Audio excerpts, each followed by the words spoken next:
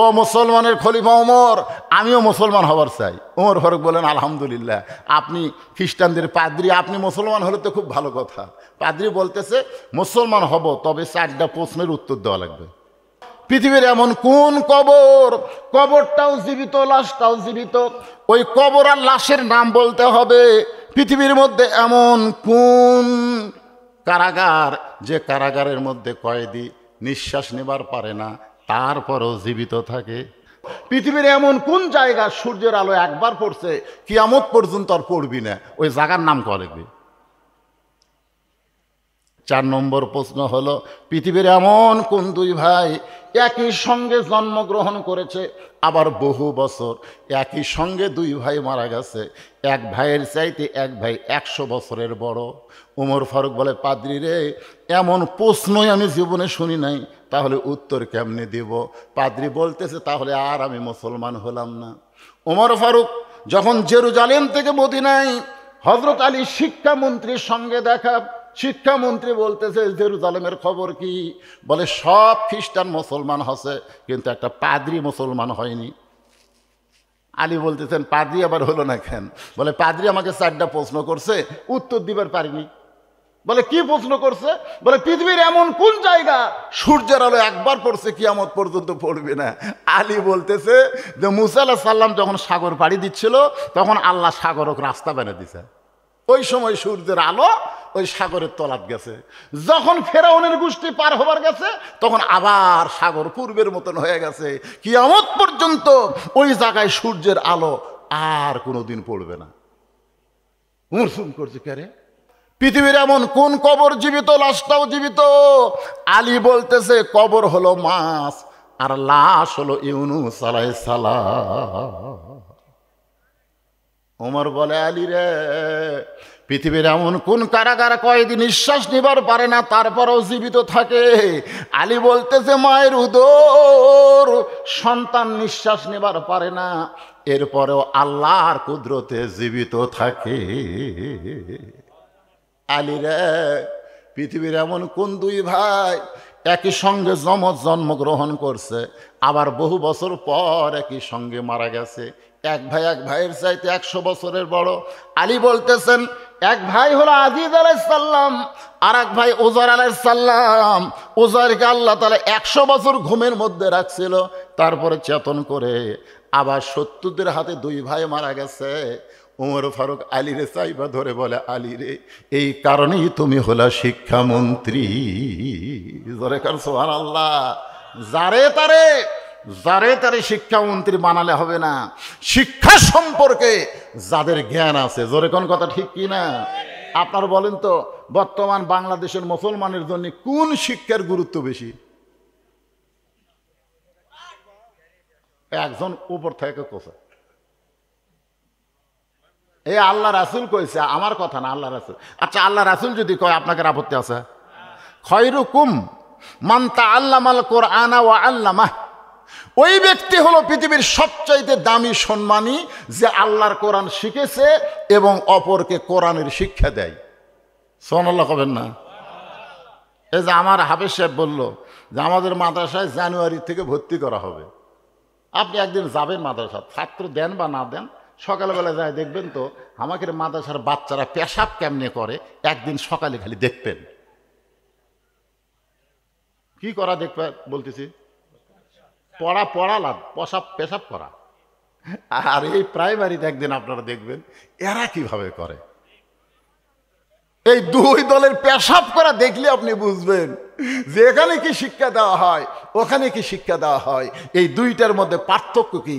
এখানে শিক্ষা হয় আগডম বাগডম ঘোড়াডম সাজে, ঢাক ঢোলক ঝাঁঝর বাজে, যার মধ্যে একটা কথাও সত্যি নেই। আর ওখানে শিক্ষা দেওয়া হয় যালিকাল কিতাবুল লা রাইব ফীহি হুদাল লিল মুত্তাকিন, একটা কথাও মিথ্যা নেই। জোরে কোন কথা ঠিক কি না?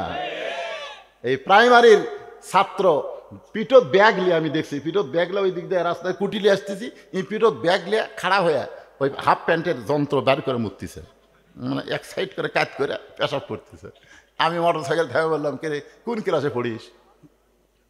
ক্লাস 2 পড়ি। তো বসে থাকা পেশাব কর, এই বসে থাকা পেশাব কর।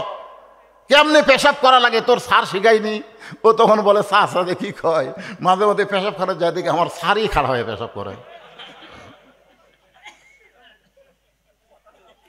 আর যদি বিশ্বাস না হয় মাদ্রাসায় যাবেন, ভর্তি করার পরে তাকে আগে হুজুর শিখাবে পেশাব কেমনে করা লাগবে, পায়খানা কেমনে করা লাগবে। কারণ যেই কিতাবটা তোমরা ধরবা ওই কিতাব সম্পর্কে আল্লাহ বলেছেন লা ইয়ামাসসুহু ইল্লাল মুতাহহারুন, তুমি ততক্ষণ পর্যন্ত স্পর্শ করতে পারবা না যতক্ষণ পর্যন্ত তুমি পবিত্র না হবে। একবার উমর ফারুক রাদিয়াল্লাহু তাআলা জেরুজালেমে গেছিলেন, আপনার ঘটনা জানেন। জেরুজালেমের কিনারে যখন গেছেন খ্রিস্টানেরা স্বাগতম জানার জন্য আইছে, তো উটের পিঠে যে মানুষটা বসে আছে তাকে হযরত ওমর মনে করে এরকম একটা চৌকিয়া এনে চৌকিয়ার নিচে একজন হামাগুড়ি দিয়ে বলতেছে, আমিরাল মুমিনিন সরাসরি উঠ থেকে নামতে আপনার কষ্ট হবে, তো এই জন্যে চৌকির উপর দিয়ে আমার পিঠের উপর পাও দিয়ে নামেন। তো উটের পিঠের মানুষ খালি ছোট বাচ্চার মতন কান্দে। জেরুজালেমের খ্রিস্টানরা বলতেছে, আমিরাল মুমিনিন আমরা কি বেয়াদবি করলাম, কান্দেন কেন? তো বলতেছে, আমি তো ওমর না রে, আমি হলাম রাখাল, আর নিচে যে দড়ি ধরে আছে ওটা হলো ওমর। খ্রিস্টানেরা কয় কি কম, রাখাল উটের পিঠে চড়ে আর রশি ধরে জমিনে হযরত ওমর, এটা কেমনে হয়? রাখাল বলতেছে, আল্লাহর ইসলাম যদি মানে তাহলে এমনি সম্ভব হয়ে যায়। সমস্ত খ্রিস্টান কইল আর কিছু লাগবে না, মুসলমানের এই চরিত্র দেখে আমরা খ্রিস্টানকে কবর দিয়া মুসলমান হয়ে গেলাম। সব মুসলমান হয়ে গেছে, কিন্তু ওদের মধ্যে একটা বেকা, যেরকম কি বেকা বোঝেন না, কুত্তের নেফ বেকা না সোজা। পীর সাহেব বলতেছে, কি জন্য আমার কাছে এত ঘোরাঘুরি করিস? হুজুর গরিব মানুষ, সংসার চলে না, জিন হাজির করা শিক্ষা দেন। তো জিন হাজির করা শিক্ষা দিছে, ওই বাড়ির যা দোয়া দরুদ পড়ছে জিন আছে। কি জন্য হাজির করছেন?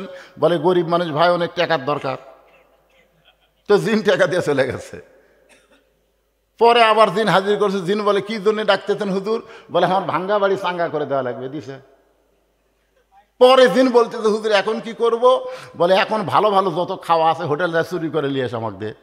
জিন দিয়া বলে, হুজুর এখন কি করব? বলে এখন আর কোনো কাম নাই, তুই যা। না না না না, আপনি আমাকে হাজির করছেন, আমি তো যাবো না, কাম দেন। আমার তো কাম নাই রে, কি কাম দেব? কাম না থাকলে আপনার ঘাড় ভাঙবো। ওই পীরের কাছে মারছে দৌড়। পীর সাহেব কয় দৌড়াস কেন? বলে হুজুর জিন হাজির করার পারি, তার আবার তো পারি না, জিন খালি কাম চাই, কি কাম দেবো? আমার তার কোনো কাম নেই। বলে জিন কোথায়? ওই যে আসতেছে, আমার ঘাড় ভাঙবি। আসুক, জিন যে আইছে, এই মুরিদের কাম নাই কিন্তু আমার কাম আছে। বলে তার কাজ দেন। বলে যা কুত্তের বেকা না সোজা কর যা। তো জিন টানে সোজা হয়, ছাড়া দিলি বেকা হয়, টানে সোজা হয়, ছাড়া দিলি বেকা হয়। জিন কয় আল্লাহ রে, কিয়ামত হয়ে যাবে, এই কাম তো কোনোদিন শেষ হবে না। এরকম কুত্তের নেজের মতন কিছু শ্রোতা কোরআনের মাহফিলে থাকে, জোরে কোন কথা ঠিক কি না? আপনি যতই ওয়াজ করেন, ওয়াজের আগেও বেকা, ওয়াজের পরেও বেকা। আমাদের জন্য নবী বলবে এই বিচার আমি মানি না, ফেরেশতা জিবরাইল থরথর করে কাঁপবে, যে এটা কি দুনিয়ার বিচার না আল্লাহর বিচার? দুনিয়ার বিচারে আপিল চলে, চলে না ভাই? জজ কোর্টে বিচার করছে, পছন্দ হয়নি হাইকোর্ট, হাইকোর্টে বিচার করছে, পছন্দ হয়নি সুপ্রিম কোর্ট, সুপ্রিম কোর্টের বিচার যদি পছন্দ না হয় তাহলে আবার আপিল করে, জোরে কোন কথা ঠিক কিনা? আল্লাহর বিচারের কোন আপিল আছে? কিন্তু নবী বললেন আমি মানি না, আমি আল্লাহর দরবারে আপিল করলাম। সঙ্গে সঙ্গে আল্লাহ বলবেন, নবী গো আপনাকে আমি এত ভালোবাসি, আপনার আপিলকে আমি গ্রহণ করলাম। নবী বললেন তোমরা আমার পাশে পাশে আসো, আমি সামনে সামনে যাব, দেখি আল্লাহ কি করে। সুবহানাল্লাহ কন্যা, আসো আমার পাশে। তখন আমরা সবাই নবীর পিছনে পিছনে যাব।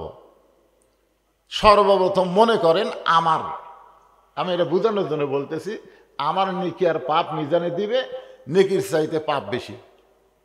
আল্লাহ বলবেন দেখেন তো বদরুশীদের খবর কি? নেকির চাইতে পাপ বেশি। রাসূল বলবেন, আল্লাহ নামাজ, রোজা, হজ, যাকাত, জিকিরের, ইবাদতের নেকি আপনি নেকির পাল্লায় দিছেন, কিন্তু আমার উম্মত জাহান্নামের তাকের জান্নাতের বাগান থেকে আমার প্রতি দরুদ শরীফ পড়ছে, সেই দরুদের কোথায়? সেই দরুদ যে আমার কাছে জমা আছে। আল্লাহ বলতেছে, তাই তো। তখন নবী ওই নেকির পাল্লায় দরুদ দিবেন, সঙ্গে সঙ্গে নেকির পাল্লার ওজন বেশি হয়ে যাবে। তাহলে এই দরুদ পড়তে আপনাকে আপত্তি আছে? যখনই নবীর নাম শুনবেন, আপনি মদিনায় যাবার না পারলেও আপনার দরুদগুলো ওই ফেরেশতারা মদিনায় রাসূলের রওজা মোবারকে পৌঁছায়া দিবে। আমাদের নবী কি মরছে নাকি? মরছে? আজকে বাংলাদেশে অনেক ফেতনাবাজ বক্তা বাড়াছে, তারা কোনো ওয়াজই পারে না, সেই খালি দেখবেন নামাজের ওয়াজ।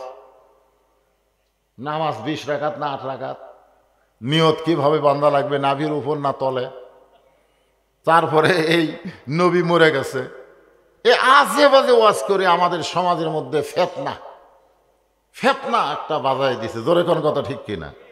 তো আজকে এখানে বিশ্বাস করেন, আমাদের নবী কিন্তু মরেনি। আমাদের নবী সম্পর্কে ছোটবেলায় আমরা একটা গজল শুনছিলাম, আপনারা শুনছেন? ইসলামের আলো জ্বলায়া দিয়া নবী ঘুমায়া আসেন সোনার মদিনায়। ময়রা আছে না ঘুমা আছে? কেউ যদি আপনাকে সামনে গজল কয়, ইসলামের পতাকা উড়ায়া দিয়া নবী ময়রা আসেন সোনার মদিনায়, মাশাআল্লাহ,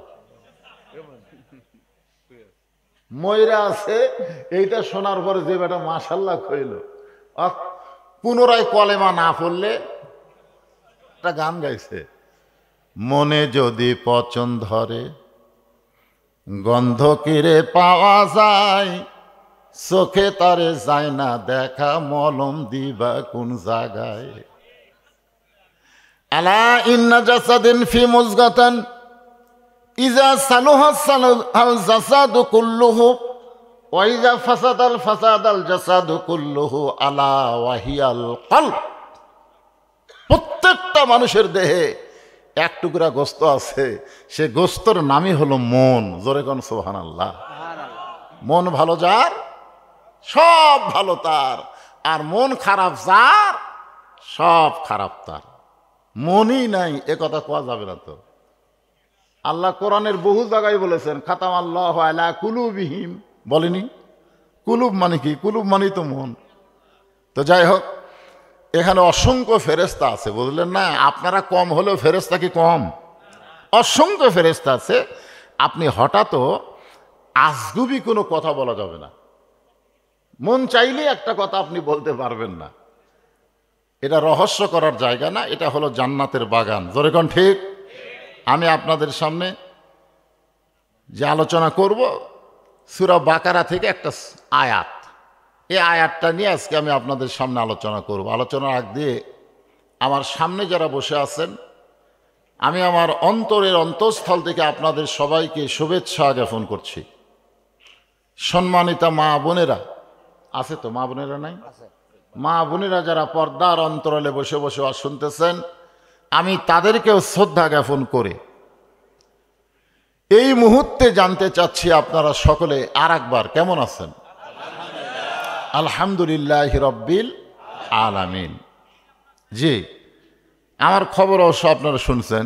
আজকে আমি গতকাল থেকে এ পর্যন্ত প্রায় 500 জন লোক কমপক্ষে হবে, এখন মোবাইল বন্ধ রাখছি, খোলা রাখলেই বলে, ভাইজান হুজুর কি জীবিত আছে? আমি যে হুজুর ধরছি ও কথাই নাই। সালাম দিয়ে বলে, ভাই হুজুরের জানাজা কখন হবে? মানে আমি বেঁচে থেকেই মরে গেছি।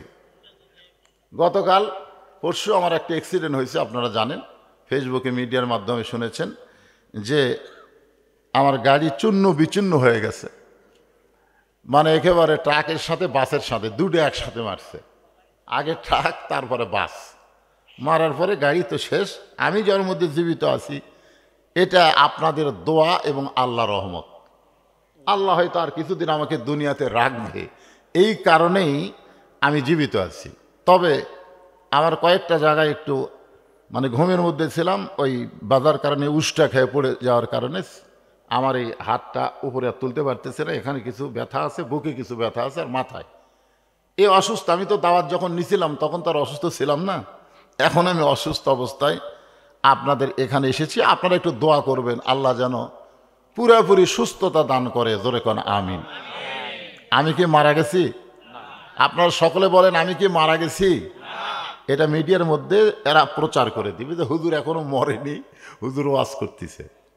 কারণ এটা না করলে আর একবার আমি মরছিলাম কয়েক বছর আগে, যাই তাই কয় মারা গেছে, ঠিক না? আমি তখন বগুড়ায় থাকতাম, আমার আব্বা আমারে মোবাইল করে কইলো, বাবা লোকজন আইসে তোকে মাটি দেওয়ার জন্যই, তুই কোথায়? কইলাম তো আমি বগুড়াতে আছি। তোকে ওই পাবনা থেকে কিছু লোক আসছে মাটি দেওয়ার জন্য, তো কোন জায়গার তোর মাটি হবে? আমি বাবারে কইলাম রহস্য করেন, তাড়াতাড়ি 5 ফিরায়। কয়েক বছর আগে এরকম আর একটা মরার খবর উঠছিল, জোরেখন কথা ঠিক না? আমি এইরকম ভয় করতেছি হয়তো একদিন আমি ঠিকই মরে যাব, কিন্তু জনগণ মনে করবি মরে নাই, ও যে বাগালোর মতন হবে, ঠিক কিনা বলেন? তো যাই হোক, আমি মরে গেলে আমার কর্মফলই আমাকে যে জায়গায় দেওয়া দরকার সেখানেই দিবে। জোরে কোন কথা ঠিক কিনা? জানাজা এটা একটা দোয়া, জানাজার একটা কি, এটা একটা দোয়া। যাই হোক, আমি মোটামুটি আলহামদুলিল্লাহ আপাতত আপনাদের চেহারার দিকে তাকায় আল্লাহ পাক আমাকে কিছু বলার জন্য সুস্থতা দান করুক। জোরে কোন আমিন। বর্তমান প্রধানমন্ত্রী গোটা বাংলাদেশে 564টা মডেল মসজিদ নির্মাণ করছে। কতটা? 564টা মডেল মসজিদ। আপনারা মসজিদের কাছে গেলেই কলজা ঠান্ডা, ভিতরে উঠতে একটু বুড়া মানুষের কষ্ট হবে, কারণ মাটির থেকে অনেক উঁচু, তো কয়েক সিঁড়ি পাড়ি দিয়ে ওঠা লাগে। তা আমি কয়েকটা মসজিদে উঠছি, উঠা নামাজও পড়ছি। সমস্যা হলো এতগুলো মসজিদ আমাদের প্রধানমন্ত্রী বানিয়ে দিল, কিন্তু মুসল্লি সেই হারে নাই। তা আপনাদের এই যে প্রতাপপুর রাস্তার ধারে যে মসজিদ, এটা আগে কি দিয়েছিল আপনারা জানেন? মাটির একটা ছোট্ট ঘর ছিল, মনে আছে আপনাদের? তা সেখান থেকে আবার ভাঙ্গা টিন দিয়ে কিছুদিন এই সাইডে করলো। একেবারে আজমাইশি কারবার, যেখানে একটা জোরদার নাই, একটা ধনী লোক নাই, একটা টাকাওয়ালা লোক নাই, সেই মসজিদ ছাদ ঢালাই হয়ে গেল। সুবহানাল্লাহ বলেন। আমি তো আশ্চর্য হয়ে গেলাম, কে রে এটা কিভাবে হলো? খালি দেখি যে রোববার আর বৃহস্পতিবার আর মাইকলে বসে, ঠিক কিনা বলেন? কে জানে একজন একটু চায় আর আপনারা দেন, আর দেওয়ার কারণে মাশাআল্লাহ মসজিদ ছাদ ঢালাই। তো ছাদ ঢালাই হলো, সামনে কি মাস আসতেছে? পৌষ মাঘ মাস আসতেছে না? ধরে কোন কথা ঠিক কিনা? এখন যদি দেওয়াল না হয়, জানলা না হয়, দরজা না হয়, তাহলে আল্লাহ এই এলাকার মানুষের উপরে একটু রাগ করবি। কি জন্য রাগ করবে? এই তোর কে বাড়ি ঘর হয় আর আমার ঘর হয় না? রাগ করবি কি করবি না? ধরে কোন করবি না? এ রাগ করার কারণে দেখবেন অনেকের অসুখ হবে, অনেকের ক্যান্সার হবে, অনেকের দেখবেন ছেলে হিরোইন খাবে, মেয়ে এক ভ্যানালার সাথে পুলে যাবি, এলে হবি। আমার টাকা আমার রাস্তাত খরচ করবি না, তোরকে টাকা খরচ হবি, তোরা শান্তি পাবি না। জোরে কোন কথা ঠিক কে না? আর আল্লাহর ঘর একটা তৈরি করছি আমি আপনাদের দোয়ায়, আমার মাদ্রাসায় একটা আল্লাহর ঘর আমি তৈরি করছি। বিশ্বাস করেন, ওই মাদ্রাসা এবং ওই মসজিদ তৈরি করতে আমি পৃথিবীর কারু কাছ থেকে একটা পয়সা দান সদকা লেইনি। কেন লেইনি? কেন আল্লাহ রাসূল বলেছেন, কেউ যদি আল্লাহর একটা ঘর তৈরি করে দেয়, আল্লাহ তাকে খুশি হয়ে জান্নাতে একটা ঘর বানায় দেয়। সাহাবীরা বললেন, ইয়া রাসূলুল্লাহ, আমি যদি আল্লাহর ঘর একাই তৈরি করতে না পারি, তাহলে কি আল্লাহ আমাকে জান্নাতে ঘর দিবে? আল্লাহ রাসূল বললেন, তুমি একা তৈরি করতে না পারলে কি হবে? 10 মিলে যখন করতেছে তখন তুমি সেখানে অংশগ্রহণ করবে। কেউ 10,000 দিবে, তুমি না পারলে 10টা টাকা দিবে, আর ওই টাকাটা তোমার জান্নাতে একটা কামরা, একটা ঘর বানায় আল্লাহ দিবে। আর তোমার এই টাকাটা নষ্ট হবে না, ওটা জান্নাতের ব্যাংকে আল্লাহ অ্যাকাউন্ট খুলে দিবে। ধরে কোন সুবহানাল্লাহ। এই দান করার ব্যাপারে ছোট্ট একটা ওয়াজ করার পরে আমি আয়াতের তাফসিরে আসতেছি। ইয়া আইয়ুহাল্লাযীনা আমানুস্তাঈনু বিস-সাবরি ওয়াস-সালাহ। সালাহ মানে কি? নামাজ। এই নামাজ নিয়ে আমার কথা হবে। আর যারা বেনামাজি তারা আবার মন খারাপ করেন না। অনেকে বলে, না হুজুর আমি তো বেনামাজি না, আমি জুমার দিনে নামাজ পড়ি হুজুর। এরকম মুসল্লি আছে না নাই? 5 ওয়াক্ত পড়ে না, কিন্তু জুম্মার নামাজ পড়ে। মনে করেন আল্লাহ হাসরের ময়দানে রহমান রহিম খুশি হয়ে বলতেছে, যাও যারা 5 ওয়াক্ত পড়নি, খালি জুম্মার নামাজ পড়ছো, আমি আল্লাহ তাদেরকে জান্নাত দিয়ে দিলাম, যাও। কারণ আল্লাহর দয়ার কোনো শেষ আছে? তো এই কথা শুনে জুম্মা পার্টিরা জান্নাতের দিকে মারবি দৌড়, কিন্তু জান্নাতের কাছে গিয়ে দেখবি দরজাতে একটা তালা। তখন এই জুম্মা পার্টি বলবে, আল্লাহ তুমি আমাকে জান্নাত দিলে, কিন্তু জান্নাতের দরজার যে তালা আছে, এখন কি করি? আল্লাহ কয়, খুঁজে দেখ চাবি আছে। তখন তারা পকেট হাঁটায় দেখবে একটা চাবি আছে। ওই চাবিটা তালার মধ্যে ঢুকবে, কিন্তু ঘুরবি না। মানে ঢুকছে ঠিকই, কিন্তু ঘোরে না। তো বলে, আল্লাহ চাবিটা তো তালার মধ্যে ঢুকলো, ঘোরে না যে। আল্লাহ বলতেছে, তালার মধ্যে 5টা দাগ আছে, তোর চাবির মধ্যেও 5টা দাগ থাকা লাগবে। তুই দেখ তো তোর চাবির মধ্যে কি 5টা দাগ আছে? তখন না আল্লাহ, আমার চাবি তো তেল তেলা। তো তেল তেলা চাবি আর তালার মধ্যে 5টা দাগ। তখন বলবে, আল্লাহ কিসের দাগ? আল্লাহ বলবেন, ফজর, জোহর, আসর, মাগরিব, এশা। এই 5টা দাগ যদি না থাকে তাহলে চাবি ঘুরবি না, তালাও খুলবি না। তাই যারা 5 ওয়াক্ত বাদ দেখালে জুম্মা মারতিছে, এরা জান্নাত দেখবার পারবি, কিন্তু ঢুকবার পারবি না। সবাই ঠিক করলেন না? তার মানে বোঝা গেল এখানে অনেকে খালি জুম্মা পাটি আছে, খালি জুম্মা পাটি।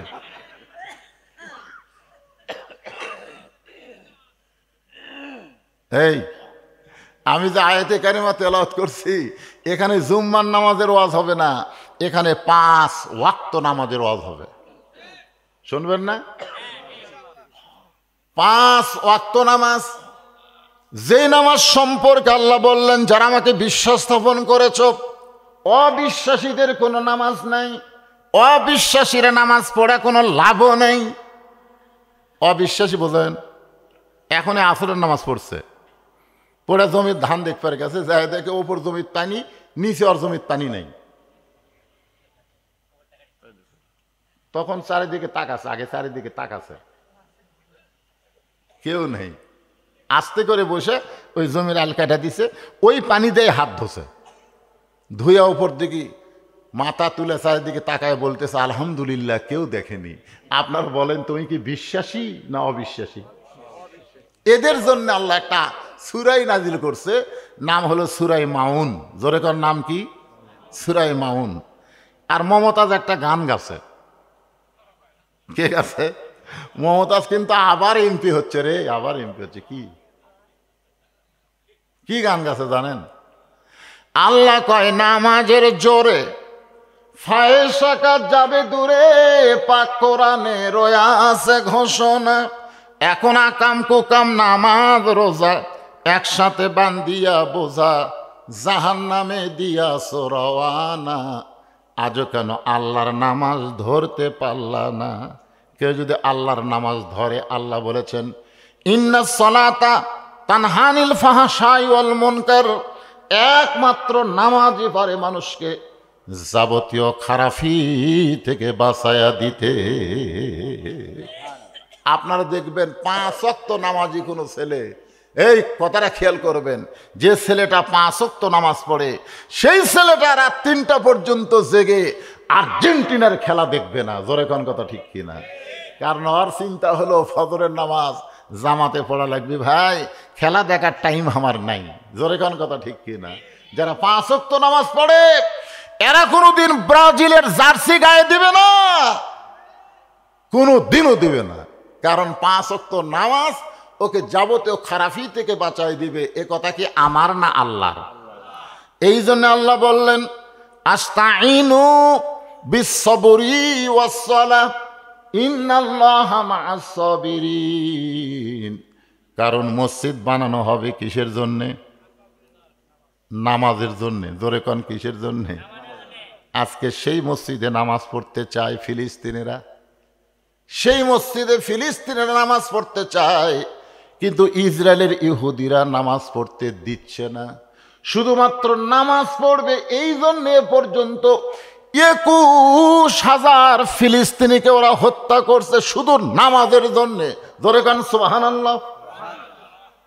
কারণ সাহাবের একবার নবীকে প্রশ্ন করছিল, ইয়া রাসূলুল্লাহ, মক্কার কাবা আর ফিলিস্তিনের বাইতুল মুকাদ্দাস এই দুই মসজিদের মধ্যে দাম বেশি কার?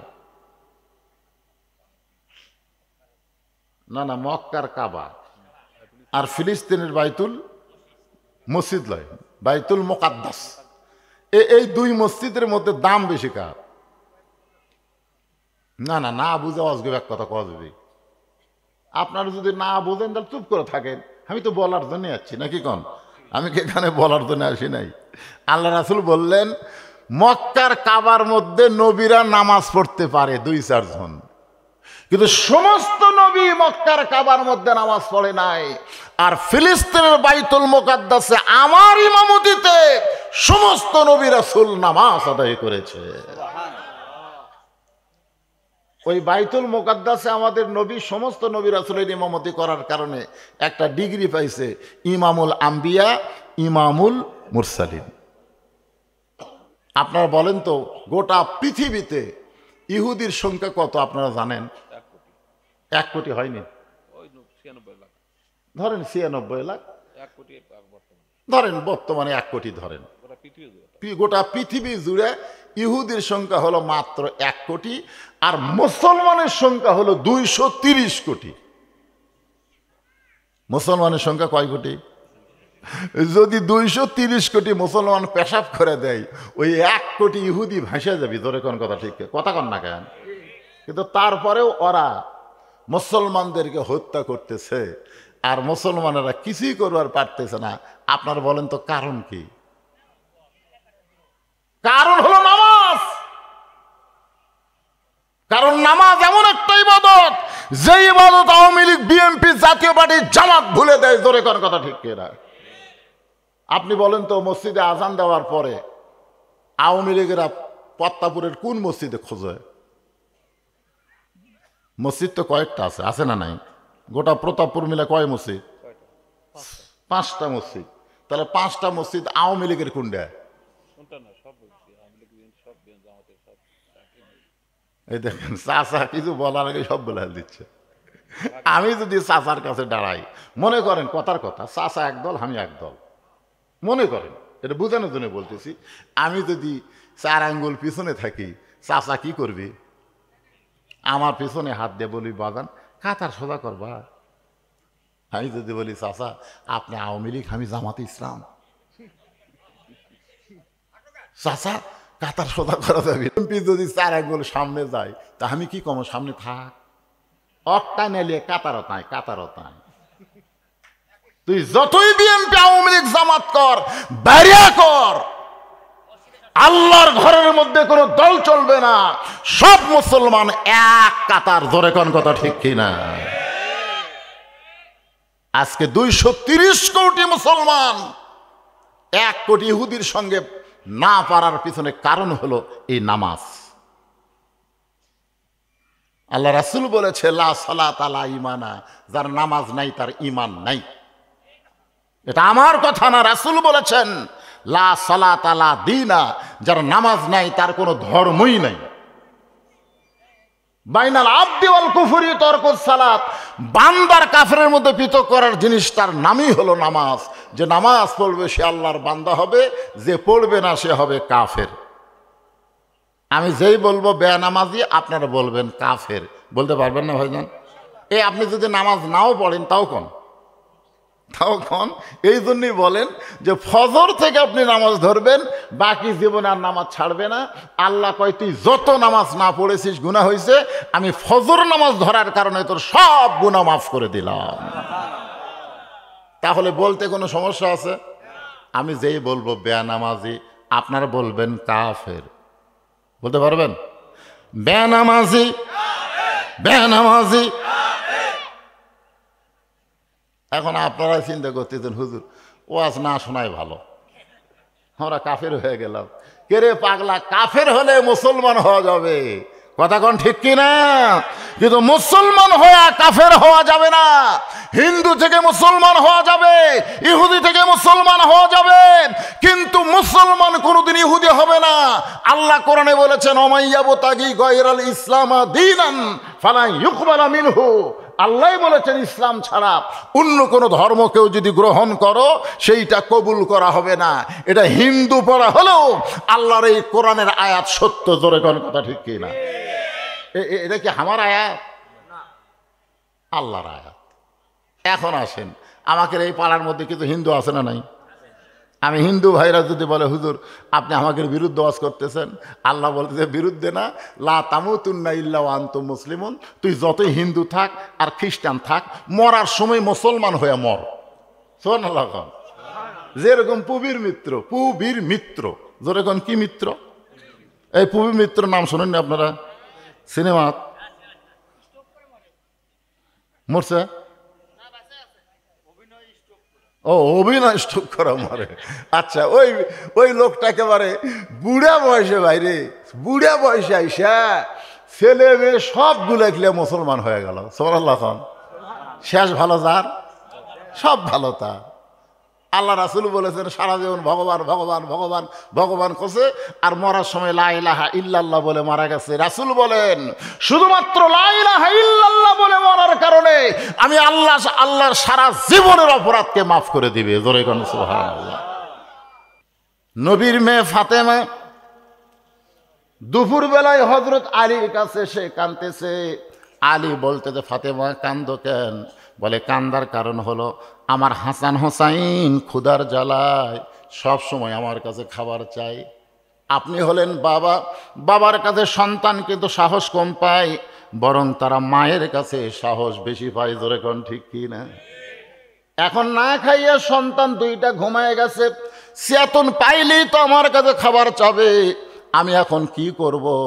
আলী বলে ফাতেমা আমার পকেটে কোনো টাকা নেই যে তুমি বাজার থেকে আমার কিছু আনতে বলবে, সে আনার মতন কোনো পয়সা করি নাই। ফাতেমা বলতেছে তাহলে একটু ধৈর্য ধরেন।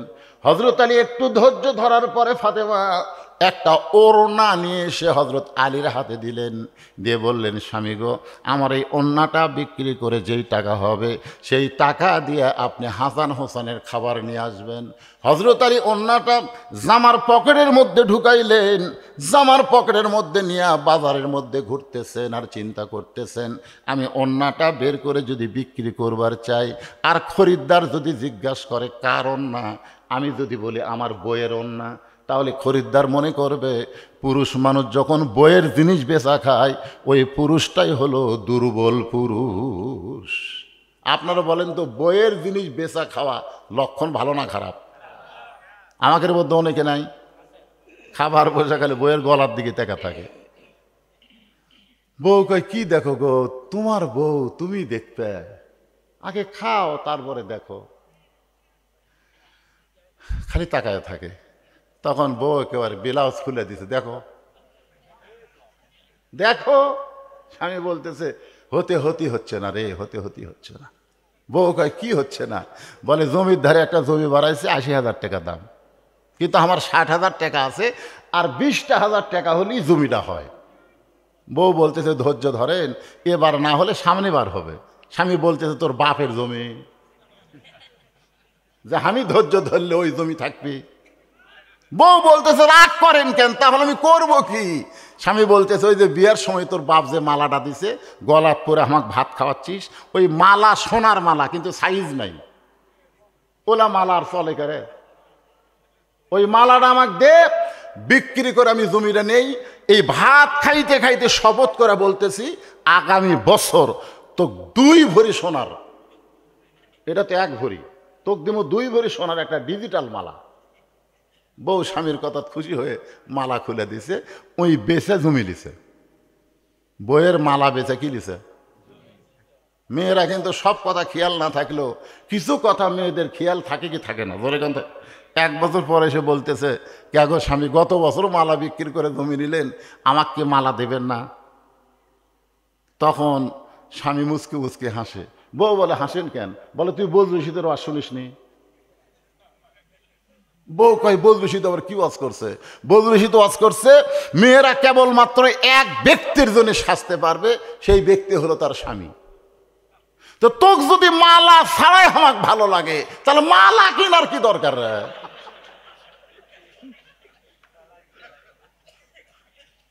বউ কই বাট পারি। এরকম কিন্তু স্বামী আছে না নাই? জোরে কেন আছে না নাই? বইয়ের জিনিস বেচা খায়। হযরত আলী চিন্তায় পড়ে গেল, এই ওড়নাটা বিক্রি করতে গেলে যদি খরিদ্দার জিজ্ঞাসা করে, আলী ভাই ওড়না তো পুরুষ মানুষ পরে না, ওড়না পরে হলো মেয়ে মানুষ, এই ওড়নাটা কার? আর আমি যদি বলি ফাতেমার, তাহলে সঙ্গে সঙ্গে খরিদ্দার মনে মনে চিন্তা করবে আলী যখন বইয়ের ওড়না বেচা খায়, আলী হলো দুর্বল পুরুষ, বিক্রি করবেন।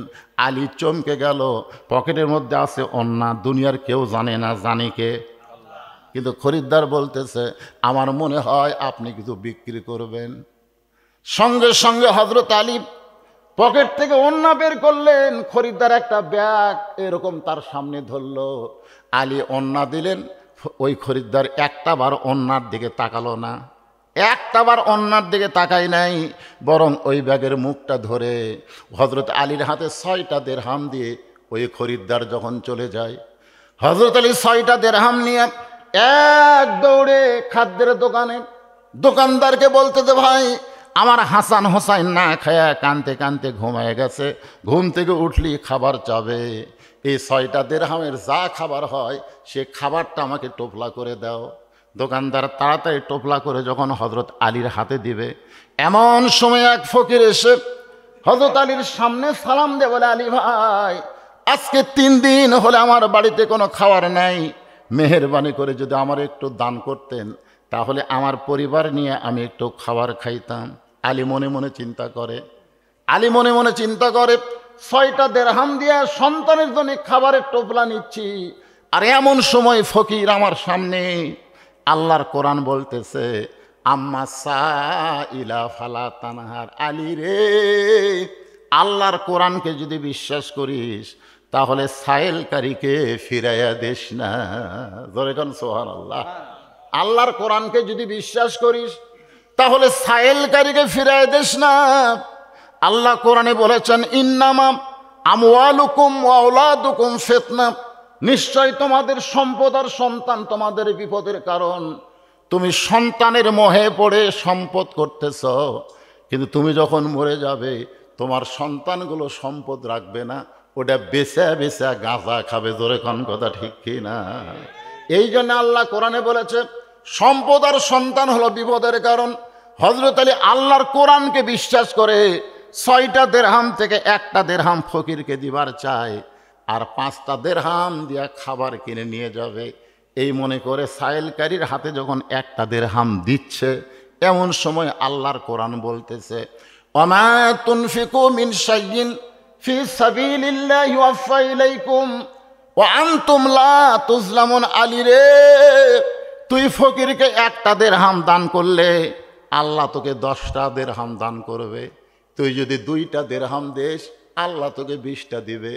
তুই যদি 6টা দিরহাম দেস রে আলী, আল্লাহ তোকে দুনিয়াতেই 60 দিরহাম দিয়া দিবে। আপনারা বলেন তো হযরত আলীর কাছে আল্লাহর কোরআন বড় না সন্তান বড়? জোরে কওয়া লাগবে। আল্লাহর কোরআনকে বিশ্বাস করে ফকিরকে 6টা দিরহাম দিল। দোকানদার বলতেছে আলী ভাই আপনার সন্তান না খাইয়া ঘুমায় গেছে, ঘুম থেকে চেতন পালি খাবার চাবে, 6টা দিরহামের খাবার টোপলা করলাম, আপনি কি টোপলা নেবেন না? আলী মুস্কি মুস্কি হাসে আর বলে টোপলা দেওয়া হবে না, তুই 2 বস্তা খাবার প্যাকেট কর। সুবহানাল্লাহ কোন। হযরত আলী ইমানের দাবিতে বলতেছে 2 বস্তা খাবার প্যাকেট কর, কারণ 1 দিলে আল্লাহ কত দিবে? জোরে করে, এটা আমার কথা না কোরআনের কথা। হযরত আলী বাজারের মধ্যে ঘুরতেছে, এমন সময় এক ব্যক্তি উট নিয়ে রাস্তা দিয়ে আসতেছে। আলীরে সালাম দিয়ে বলে আলী ভাই অযথা বাজারে ঘুরে কোনো লাভ নাই, বাজার হলো দুনিয়ার সবচাইতে খারাপ জায়গা, অযথা বাজারে ঘুরে কোনো লাভ আছে? আপনারা অযথা 5 মিনিট বাজারে ঘোরেন না? আসরের নামাজ পড়বার ঢুকে দেখে 4 মিনিট পরে জামাত হবে। 4 মিনিট, কয় মিনিট? এই 4 মিনিটের মধ্যে 6 বার ঘড়ি দেখে।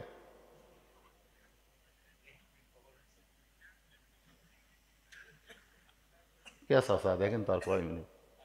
বলছে বা আরো 2 মিনিট। আজ ঘড়ি লড়তেছে না রে, আজ ঘড়ি লড়তেছে। 4 মিনিটের মধ্যে 6 বার ঘড়ি দেখেও আফসোস করে কয় আজ ঘড়ি লড়তেছে না। অথচ দেলোয়ারের স্টলে আইসা ঘন্টার পর ঘন্টা আড্ডা গুলি মারতেছে, দেলোয়ার খালি গাল ফুলে খাড়া হয়ে আসে। এই শালারা গল্প ছাড়ে না, আমার অন্য খরিদ্দারও বসার চান্স পায় না। ধরে কথা কন না কেন?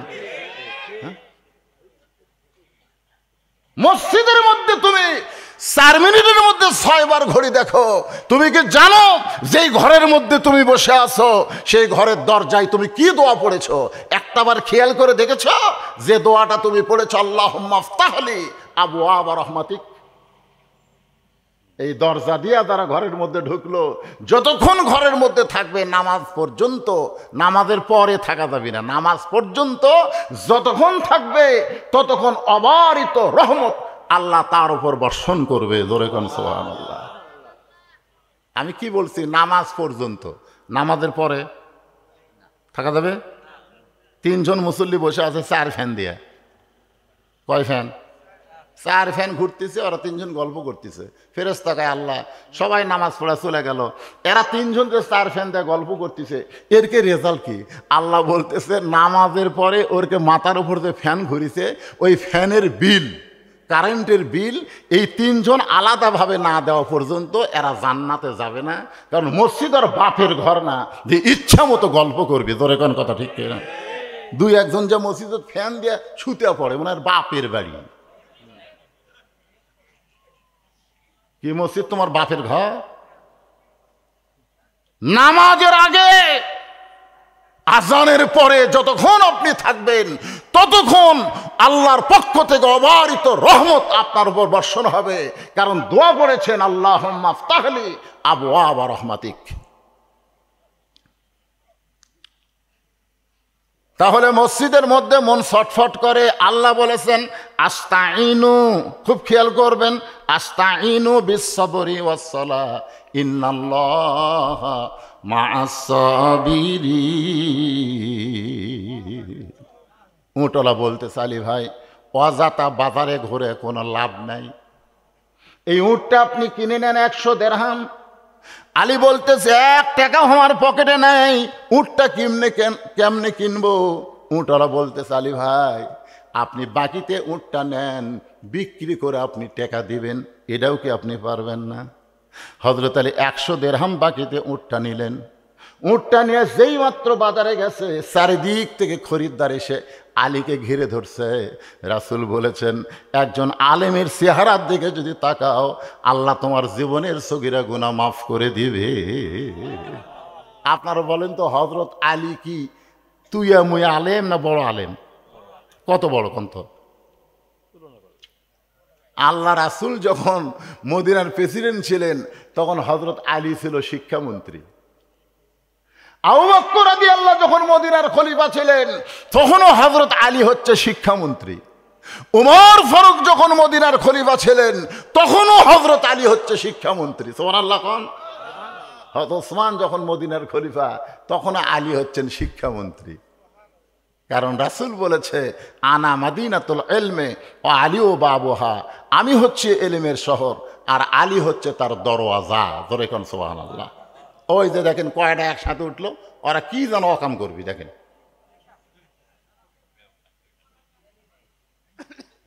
এই ছেলেদের এই বয়সের ছেলেদেরকে স্বয়ং জিবরাইল এসে যদি ওয়াজ করে এদেরকে ভালো করা যাবে না। কারণ এদের হাতে এমন একটা মাল আছে,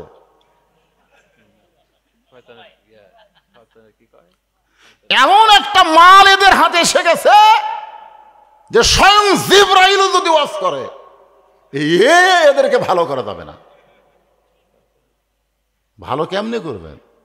আমার কাছে দোয়া করেন হুজুর, বাচ্চা খালি কান্দে, দোয়া করে দিলাম কান্দন আরো বাড়িছে।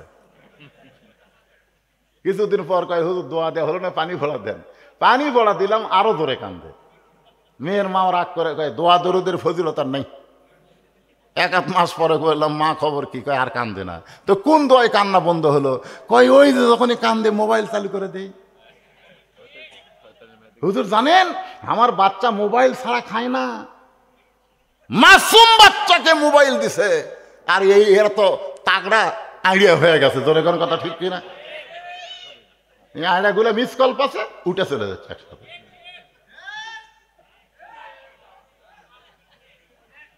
এটা কি আমি ঢাকা তো ওয়াজ করবো গেছি করে? এটা আমার এলাকায় ওয়াজ করতেছি। আপনি কি মনে করছেন নামাজের উপরে কথা চলতেছে আর নামাজের ওয়াজ যাক ভালো লাগে না, এই বেটা 14 গোষ্ঠী মুসলমান হওয়ার পারবে না। জোরে কোন কথা ঠিক কিনা? নামাজ ভালো লাগে না, তোমাকে ভালো লাগে কি? হ্যাঁ, চারিদিক থেকে খরিদ্দার এসে হযরত আলীর দিকে তাকায় আছে, কারণ আলী হচ্ছে আনা মাদিনাতুল ইলমি ও আলী ও বাবুহা। জোরে কোন সুবহানাল্লাহ। আল্লাহ রাসূল বলেছেন আমার পরে এই দুনিয়াতে সবচাইতে বড় আলেম হলেন হযরত আলী। এক খরিদ্দার বলে আলী ভাই উটটার দাম কত নিবেন? আলী বলতেছে দাম কত নিব সেইটা আমি বলবো না, উটটা যদি তোমার পছন্দ হয় তুমি তাহলে দাম কও। খরিদ্দার বলে আপনি আমার কাছে আসেন। কানে কানে বলতেছে 160 দিরহাম। সোনাল্লাহ কয় না কেন? কত দিয়া কিনছে আর কত দাম কয়? উটওয়ালারে 100 টাকায় ফেরত দিয়া বাকি 60 দিরহাম নিয়ে দোকানে গেছে। দোকানদারকে বলতেছে দোকানদার ভাই খবর কি? বলে 2 বস্তা প্যাকেট করেছি। বলে দাম কত? বলে 60 দিরহাম। হযরত আলী দোকানদারকে 60 দিরহাম দিয়ে 2 বস্তা কান্দে নিয়ে বাড়ির দিকে রওনা দিয়েছে। সুবহানাল্লাহ বলেন। দরজাতে সে ডাকতেছে ও হাসান হোসেনের মা, দরজা খোলো, দরজা খোলো। ফাতেমা জানলা দিয়ে তাকায় দেখে অন্য বিক্রি করার টাকা দিয়ে বড় জোর 1 টোপলা খাবার হবে, কিন্তু স্বামীর কান্দে কয় বস্তা। দরজা ওই পার থেকে বলতেছে খুলবো না। এই মনোযোগ দিয়ে শোনেন মায়েরা, এই মায়েরা যারা আছেন একটু মনোযোগ দিয়ে শোনেন। ফাতেমা বলতেছে খুলবো না। আলী বলতেছেন ভারী লাগছে তাড়াতাড়ি দরজা খোলো। ফাতেমা বলতেছে খুলবো না। আলী বলতেছে খুলবা না কেন? বলে অন্য বিক্রি করার টাকা দিয়া বড় জোর 1 টোপলা খাবার হবে, আপনি 2 বস্তা কোথায় পেলেন? এটা না বলা পর্যন্ত আমি দরজা খুলবো না। আর দরকার হলে না খায়া থাকবো, কিন্তু অবৈধ খাবার আমার সন্তানদেরকে আমি খাওয়াবো না। সুবহানাল্লাহ কন্যা গা। আর 10,000 টাকা বেতন পায়, 20,000 টাকা বাসা ভাড়া নেয়। কথা কন্যা কেন? বেতন পায় কয় হাজার আর বাসা ভাড়া 20,000। প্রতিদিন ব্যাগে ব্যাগে বাজার করে, এই টাকা কোথায় পায়?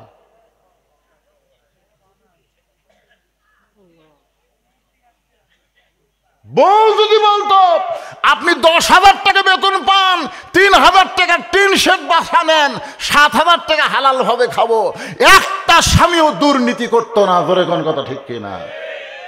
কিন্তু বইয়েরা কয় এই মালা পুরানো হয়ে গেছে, নতুন একটা মালা চাই। এটা একটা খাট হলো, একটা ডিজিটাল খাট কেনা লাগবে। এখন স্বামী কি করবি? কেরানি মানুষ, ঘুষ খাওয়া ছাড়া বুদ্ধি আছে? ফাতেমা বলতেছে অন্য বিক্রি করার টাকা দিয়ে বড় জোর 1 টোপলা খাবার হবে, আপনি 2 বস্তা খাবার কোথায় পেলেন? না বলা পর্যন্ত দরজা খুলবো না।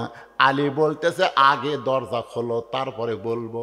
ফাতেমা বলতেছে আগে বলেন তারপরে দরজা খুলবো। আলী বলতেছে আগে খোলো তারপরে বলবো। স্বামী স্ত্রীর মধ্যে কি জিদ? জিদ বোঝেন না? ফাতেমা বলতেছে আগে বলেন, আলী বলতেছে আগে খোলো। এমন সময় আল্লাহর কোরআন বলতেছে আলী আর রিজালু কাওয়ামুনা আলান নিসা, পুরুষরা নারীদের উপরে থাকতে হবে। তোর বউ আগে দরজা খুললে তুই তারপরে বলবো। সুবহানাল্লাহ না কেন? আল্লাহর কোরআন আলীর পক্ষে। ধরে কান কার পক্ষে?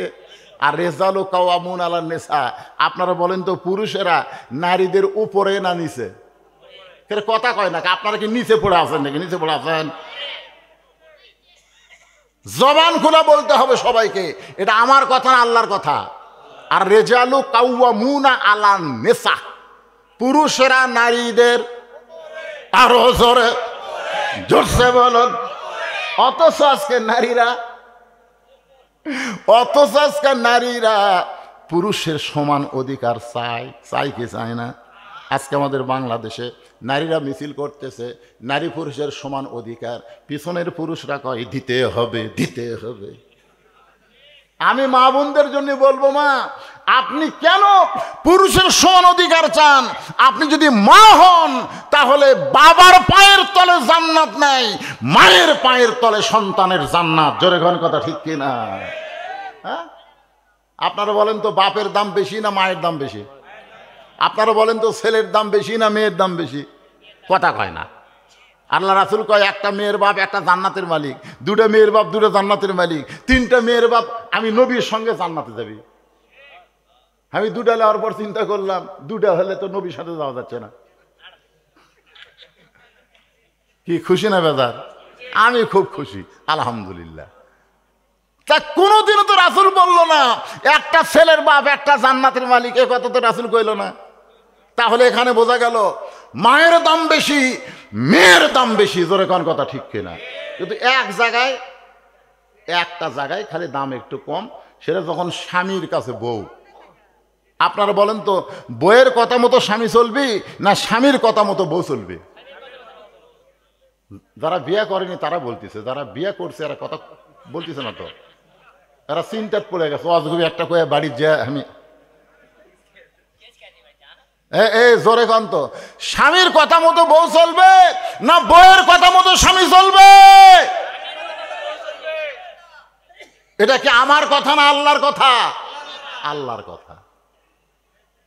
যদি বইয়ের কথা মতো আপনি চলেন আপনি জাহান্নামে যাবেন, আর আপনার কথা মতো যদি আপনার বউ চলে আল্লাহ ফাতেমার সঙ্গে তাকে জান্নাত দিয়ে দিবে। ও আমার মায়েরা বোনেরা, পর্দার অন্তরে যারা আছেন মা, আপনাদের আমল কিন্তু বেশি না, মাত্র 4টা আমল আপনাদের করা লাগবে। 1 নম্বর নামাজ, 2 নম্বর রোজা, 3 নম্বর স্বামীর কথা মতো চলা, আর 4 নম্বর সতীত্বের হেফাজত পর্দা করা।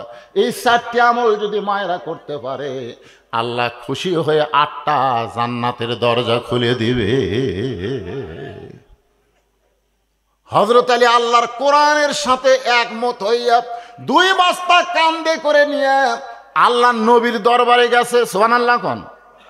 ফাতেমা দরজা খোলেনি, রাগ করে কার কাছে গেছে? আল্লাহর নবীর দরবারে গেছে। নবী তখন বসেছিল, বসে আছিল নবী। নবী উঠে গিয়ে দৌড়ে গিয়ে আলীর কাপ থেকে 2 বস্তা নামাই নিয়ে বলতেছে, শরীর ঘেমে গেছে রে, কত কষ্ট। নবী হযরত আলীর কষ্ট দেখে নিজের হাতে কাপ থেকে বস্তা নামাই লিছে। আলী বলতেছে, হুজুর আপনি এত ভালো কিন্তু আপনার মেয়েটা, আপনি বাপ ভালো কিন্তু আপনার মেয়েটা। আল্লাহ রাসূল বলে, আলী মুখ সাবধান করে কথা বল, আমার মেয়ে কি? এতবার বললাম দরজা খোলো, তারপরে বলবো, কিন্তু আপনার মেয়ে দরজা খুললই না। রাসূল মুস্কি মুস্কি হাসে আর বলে, ফাতেমা যদি দরজা খুলতো তাহলে তুই কি এখানে আসতি? আলী কয়, না হুজুর, দরজা খুললে তো আমি এখানে আসতাম না। তুই এখানে আসার পেছনে কারণ জানিস? আলী বলে, কি কারণ? বলে, 1 নম্বর কারণ হলো ফাতেমার ওড়না কে কিনেছে? বল বল। তুই যে পকেটের মধ্যে ওড়না থুতু লুকে, আর সেই ওড়না সে কিনলো কে? তার পরিচয় জানিস? আলী কয়, না হুজুর জানি না। এই কোন ফকির তোর কাছ থেকে ভিক্ষা নিল, তাকে চিনিস? আলী কয়, না হুজুর আমি তো তাও চিনি না। এই কে উঠ বেচল রে? হুজুর আমি তাও তো জানি না। এই উঠ কিনলো কে রে? আলী ধপ করে মাটিতে বসে বলতেছি, ইয়া রাসূলুল্লাহ আপনি যা জানেন আমি তা জানি না। জোরে কোন সুবহানাল্লাহ। রাসূল বলে, আলী আমার মেয়ে রে, ওটা আমার মেয়ে। সুবহানাল্লাহ কন না? মেয়েটা কার? কার মেয়ে? কথা কন না, কার মেয়ে? আল্লাহ রাসূলের মেয়ে। যোহরের নামাজ পড়ে রাসূল গেছে ফাতেমার দরজায়। ফাতেমা দরজা খোলো। ফাতেমা দরজায় কান্দে আর বলে, বাবা ফেরত যান। নবী চমকে গিয়ে বলে, ফাতেমা আমি তোমার বাবা, আর আমি দরজা খুলতে বলি তুমি ফেরত যাবার কও। ফাতেমা বলতেছে, এখন দরজা খোলার সময় নাই। রাসূল মনটা ভার করে চলে গেল। আসরের নামাজের পরে নবী আবার আইছে ফাতেমার দরজায়, সালাম দিয়ে বলে ফাতেমা দরজা খোল। ফাতেমা বলতেছে বাবা দরজা খোলা যাবে না। রাসূল কান্দের বলে ফাতেমা আমি তোমার বাবা হইয়া দরজায় ডাকতেছি আর তুমি দরজা খুলবা না। ফাতেমা বলতেছে বাবা আপনি কি জানেন মেয়ে যখন বড় হয় তখন মেয়ের কাছে বাবা আসলে হুকুম নেওয়া লাগবে। এখন আমার পরনে এমন একটা কাপড় বাবা যে কাপড় ওপর দিকে তুললে নিচের দিকে বের হয়ে যায় আর নিচের দিকে নামাইলে ওপর দিকে বের হয়ে যায়। এ অবস্থায় আমি আপনার জন্য দরজা খুলতে পারবো না। সঙ্গে সঙ্গে আল্লাহর নবী এক টানে গায়ের চাদর খুলে জানলার কাছে গিয়ে বলে ফাতেমা এই চাদরটা নিয়ে পরে আমার জন্যে দরজা খুলে দে। নবীর গায়ের চাদর ফাতেমা পরার পরে যখন দরজা খুলে দেয় আল্লাহ রাসূল ফাতেমার হাত ধরে একটা চুমু দিয়ে বলে ফাতেমা ৩৩ বার সুবহানাল্লাহ, ৩৩ বার আলহামদুলিল্লাহ, ৩৪ বার আল্লাহু আকবার জিকির কর। এই দুনিয়ার কষ্ট কষ্ট না, আল্লাহ তোকে সাইদাতুন নিসাই আহলেল জান্নাহ জান্নাতি নারীদের নেত্রী বানায়া দিবে। আমার মায়েরা যারা পর্দার অন্তর আছেন মা একটু মনোযোগ দিয়ে শুনবেন। ফাতেমা বড় পর্দানিশী ছিল, নিজের বাবার জন্যও দরজা খুলতে চায় না শরীরের কাপড় ঠিক না থাকলে। যে কথা বলতেছিলাম কয়টা কথা, 4টা, ধরে কোন কয়টা? অন্যা কে কিনছে? আলী কয় জানি না। কোন ফকির ভিক্ষা নিল? আলী কয় জানি না। কোন উটলা উট বিক্রি করলো? আলী কয় জানি না। কে খরিদ্দার হয়ে কিনলো? আলী কয় জানি না। রাসূল বলে আমি জানি, এখন তুই কি শুনবি? সঙ্গে সঙ্গে আলী বসে বলে ইয়া রাসূলুল্লাহ আপনি হলেন ওস্তাদ আর আমি হলাম আপনার ছাত্র। আলী বসে গেছে নবীর কাছ থেকে শুনবি। এখন আমি আপনাকে বলবো নবীর ওই কথাগুলো রিলে করে আপনারা কারা কারা শুনবেন একটু আল্লাহ হাত দেখান তো দেখি। এ যারা শুনবি না দেখেন তো কে হাত তোলেনি দেখেন তো। এর হাত যান লুলা হয়ে যায় রে, টান টান করে তোলেন তো। আলী শুনবি, আলী শুনবি আর তোমরা শুনবা না মানে? ওই দেখছেন খাড়া হয়ে হাত তুলছে না। এই বেটাগুলো এই বস বাবা বস বস বস। আমি না বলে আপনাদের এলাকার ছেলে আপনাদের সঙ্গে ওয়াদা খেলাপ করবো না, আমি বলবোই। কারণ আমি কি আপনাকে ছেলে না? কতক্ষণ আপনাকে ছেলে না? কে তোমার কাছে ভিক্ষা চাইলো? তুমি কি তার নাম জানো? তাকে কি তুমি চিনো?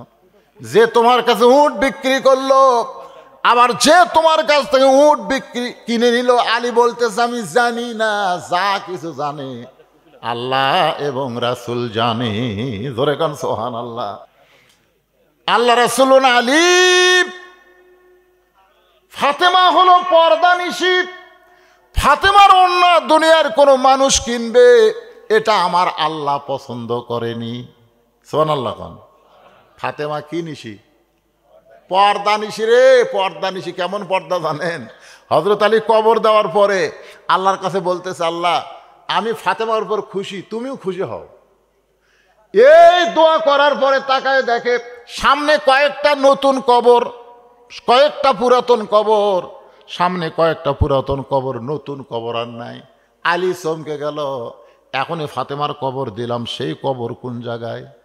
গোটা জান্নাতুল বাকি দৌড়ায় আর বলে ফাতেমার কবর, ফাতেমার কবর। কে যেন বলে আলী আমার ফাতেমা পর্দানিশী, আমি আল্লাহ জোহরা ডিগ্রি দিয়া ফাতেমার কবরটাকে কিয়ামত পর্যন্ত পর্দা করে দিয়েছি। যেই ফাতেমা খাটনিত চড়েনি, খাটনিত চললে ফাতেমার দেহের ওজন কত এটা মানুষ বুঝবার পারবে। এই জন্য ফাতেমা বলছে আমার লাশটা খাটনিতে তুলবেন না। কি পর্দানিশী! রাতের অন্ধকারে মারা গেছে, রাতের অন্ধকারেই তাকে দাফন করা হয়েছে। বলেন সুবহানাল্লাহ। সেই ফাতেমার অন্য দুনিয়ার কোনো মানুষ কিনবে এটা আল্লাহর পছন্দ হয়নি। তাই আল্লাহ একজন ফেরেশতাকে খরিদ্দার বানায়া তোমার কাছে পাঠাইছে। আল্লাহ নবী বলে আলী রে ফাতেমার ওন্নাটা আল্লাহ যত্ন করে জান্নাতের মধ্যে রাইখা দিয়েছে। ওই যে তোমাকে 6টা দিরহাম দিল, তুমি 6টা দিরহাম নিয়া হাসান হোসেনের জন্য খাদ্য কিনতেছ, তখন আল্লাহ ওই ফেরেশতাকে বলল, কে রে ফেরেশতা, এই অন্যায় লিয়ে এসে যে 6টা দিরহাম দিলু, সে 6টা দিরহাম ফেরত দেয়। ফেরেশতাকে আল্লাহ, এটা তোমার কেমন কথা?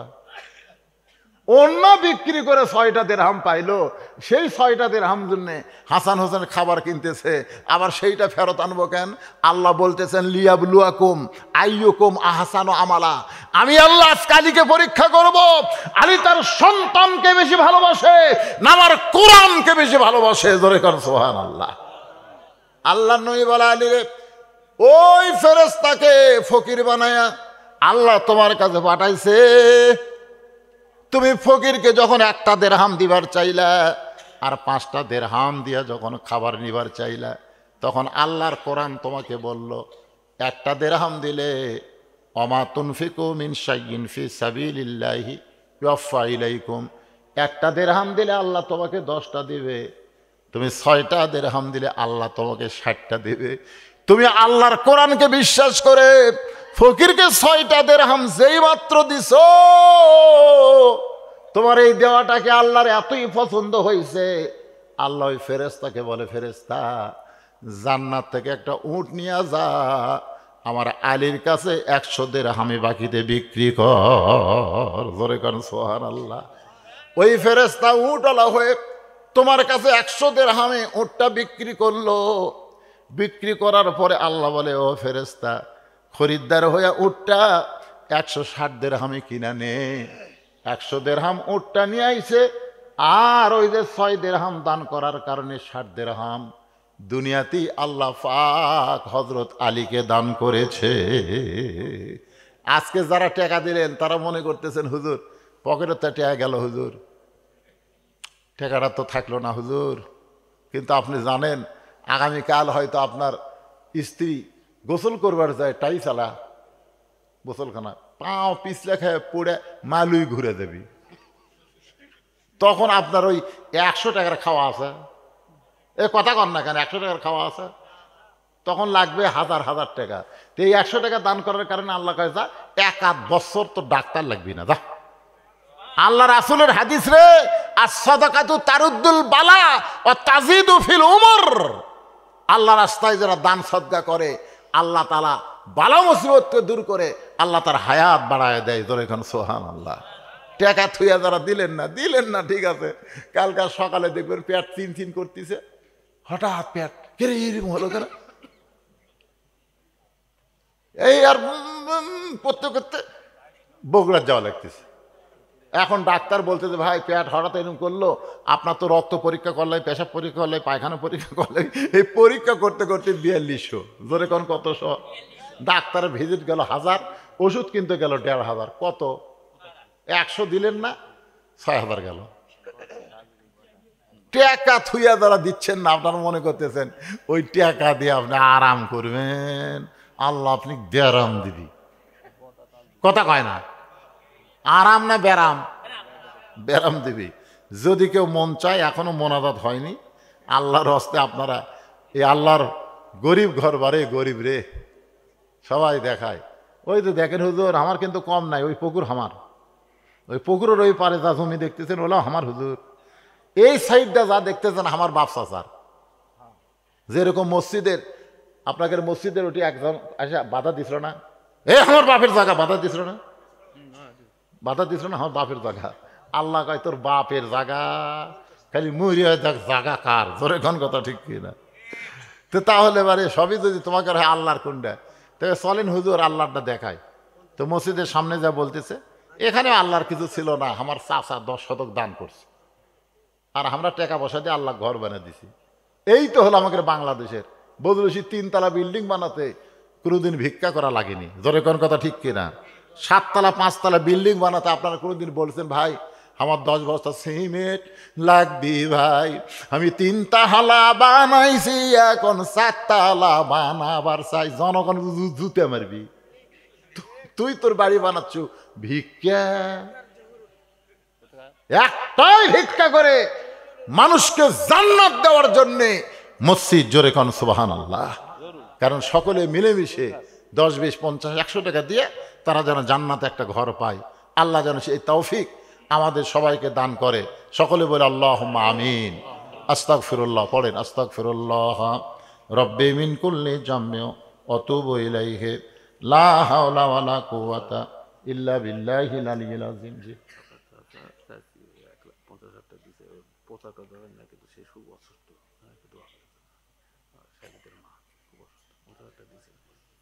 আরে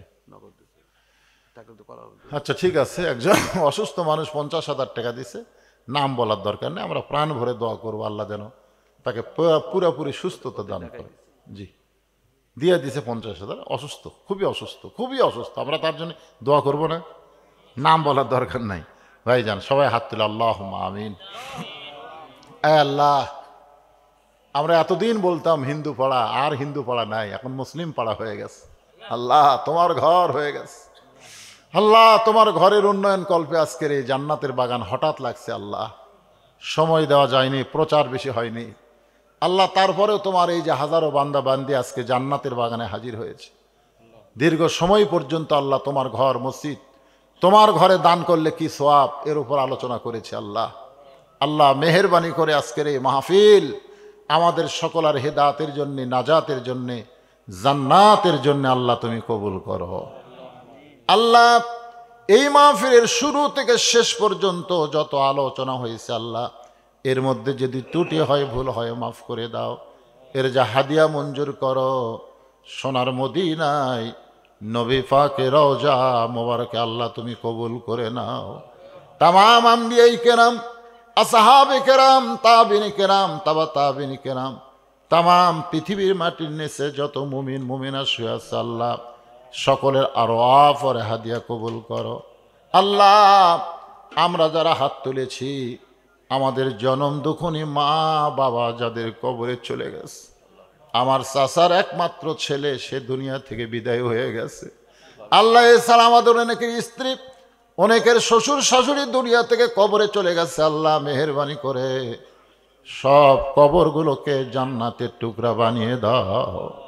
আল্লাহ তোমার ঘর মসজিদে নগদে বাকিতে যারা দান করেছে আল্লাহ, সকলের দানগুলোকে জান্নাতের বিনিময় হিসাবে কবুল করে নাও। আল্লাহ এই মসজিদে জানলা দিয়েছে, দরজা দিয়েছে, এমনকি অসুস্থ একজন মা আমার গোপনে 50,000 টাকা দান করেছে। আল্লাহ মেহেরবানি করে তার জন্য সুস্থতা দোয়া করি, আল্লাহ তাকে পুরাপুরি সুস্থতা দান করে দাও। আল্লাহ আমি গুনাহগার বলে এলাকার ছেলে, আল্লাহ যদি আমার হাত তোমার দরবারে পছন্দ না হয়, আমার এলাকারই মানুষ আমাকে যারা ভালোবাসে মহব্বত করে তারাও তো হাত তুলেছে আল্লাহ, আমিন আমিন করতেছে। আল্লাহ তাদের হাতের ওসিলায় গোটা মাহফিলকে আল্লাহ তুমি কবুল করে নাও। আল্লাহ আজকের মাহফিলের সম্মানিত সভাপতি আমার চাচাকে আল্লাহ তুমি কবুল করো। আজকের মাহফিলের সহসভাপতি আসতে পারে নাই, কেন পারে নাই জানি না, যদি অসুস্থ হয় আল্লাহ তুমি তাকে সুস্থ করো। আল্লাহ আজকের এই মাহফিলে আলেম ওলামা, হাফিজ, কারি, ইমাম, মুয়াজ্জিন, হাদিস সাহেব, যুবক, কচিকাঁচা, পর্দার অন্তরালের মা বোনেরা যারা আলোচনা শুনলো, টাকাও দান করলো, আল্লাহ মা বোনদেরকে আল্লাহ মা ফাতেমার সঙ্গে কবুল করো। আল্লাহ আল্লাহ যেই যুবকেরা অল্প দিনের মধ্যে কষ্ট করে এই জান্নাতের বাগান লাগাইছে আল্লাহ, আল্লাহ প্রতাপপুর পশ্চিম পাড়া আল্লাহ এই যুবকগুলোকে তুমি 5 ওয়াক্ত নামাজি হিসাবে কবুল করো। আল্লাহ এরা আবার সবারকে হাতে তবারক দিচ্ছে, আল্লাহ এই তবারককে আল্লাহ তুমি পবিত্র খাদ্য হিসাবে কবুল করে নাও। আল্লাহ তবারকের জন্য যারা চাল ডাল দান করেছে আল্লাহ তাদেরকে তুমি কবুল করো। আল্লাহ গোটা মাহফিলকে কবুল করো। প্রত্যেক বছর এই স্কুলে, এই ময়দানে, কলেজ ময়দানে, হাই স্কুল ময়দানে যেন একটা কোরআনের মাহফিল হয় আল্লাহ, এমন ইমানি শক্তি এদেরকে তুমি দান করে দাও। আল্লাহ সুবহান রাব্বিকা রব্বিল ইজ্জাতি আম্মা ইয়াসিফুন ওয়াসসালামুন আলাল মুরসালিন। একটা দোয়া আমাদের করতে হবে, এটা করা আমাদের জন্য ওয়াজিব হয়ে গেছে। আল্লাহ ফিলিস্তিনের মুসলমানকে তুমি হেফাজত করো। আল্লাহ বাংলাদেশের বর্তমান প্রধানমন্ত্রী ফিলিস্তিনের জন্য সহানুভূতি জানায় সেখানে খাদ্য পাঠায় দিছে। আল্লাহ আমরা বাংলার মুসলমান ফিলিস্তিনে যাওয়ার পারি না আল্লাহ, কিন্তু ফিলিস্তিনের মুসলমানের রক্ত আমাদেরকে বড় কষ্ট দেয়। আল্লাহ আল্লাহ তুমি আবাবিল পাখি দিয়া কাবা ঘরকে হেফাজত করেছো। আল্লাহ সব ক্ষমতা তোমার হাতে।